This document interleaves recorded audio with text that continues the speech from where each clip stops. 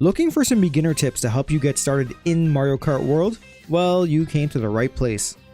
Starting off, I know you're not going to want to hear this, but read the manual. You can access this section through the main menu, which will give you valuable information and descriptions of everything, especially on items and techniques.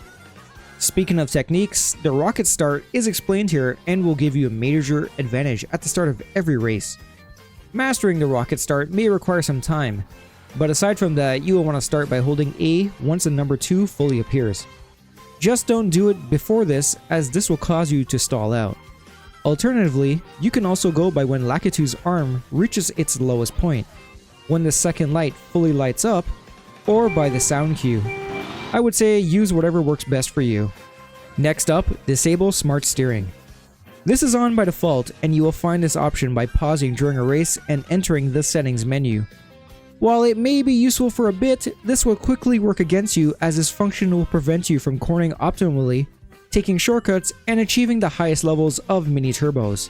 With that off, you can now focus on learning how to drift. This is done by simply holding R and angling the control stick in your desired direction. By drifting, you can corner much faster and charge up your mini turbos, which can go up 3 levels. Level 1 mini turbo is shown by the blue sparks, which gives a moderate boost in speed. The next level is orange, which of course enables a longer, more powerful boost. And the last level is shown by the rainbow sparks by your wheels. In general, you always want to get the final level of boost to maximize your speed around the track. If you're having issues getting used to drifting, I find starting your drift a little bit later or wider into turns when in compared to Mario Kart 8 Deluxe has helped me adapt a little bit better. New to Mario Kart is the charge jump technique. This is done by holding the gas and R while driving straight, which will create sparks like the mini turbo and also go up 3 levels.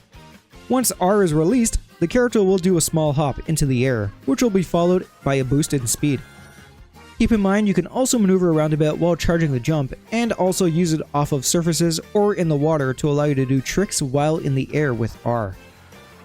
PS, this can be done very quickly while in the water due to its physics. Charge jumps are important to access both rail rides and wall rides, though there are some rails you can access by driving into the lower portion of it or by simply landing on them.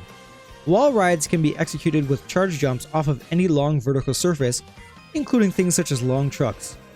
Whenever rail riding or wall jumping, you can hop to any side you choose, which will give you a slight boost in speed.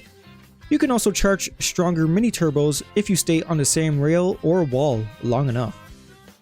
Now, during races, you're going to want to prioritize collecting as many coins as possible, since the more coins you have, the higher your maximum speed will be, and it'll also help you unlock more vehicles.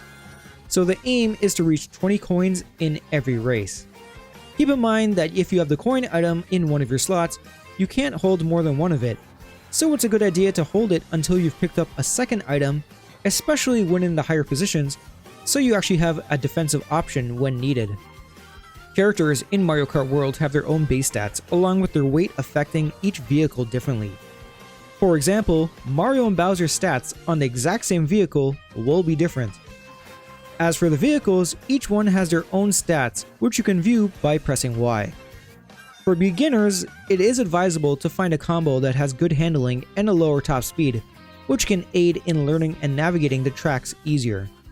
As for what's best, I'm sure like every game, there will be a character/vehicle combo that will reign supreme, but I encourage everyone to experiment and pick what they like to use, rather than having 24 clones. Make the most out of Slipstreams. Once you're close enough behind another racer, you will see the wind effect start charging up around you, which will then lead to a boost in speed, allowing you to slingshot past another racer.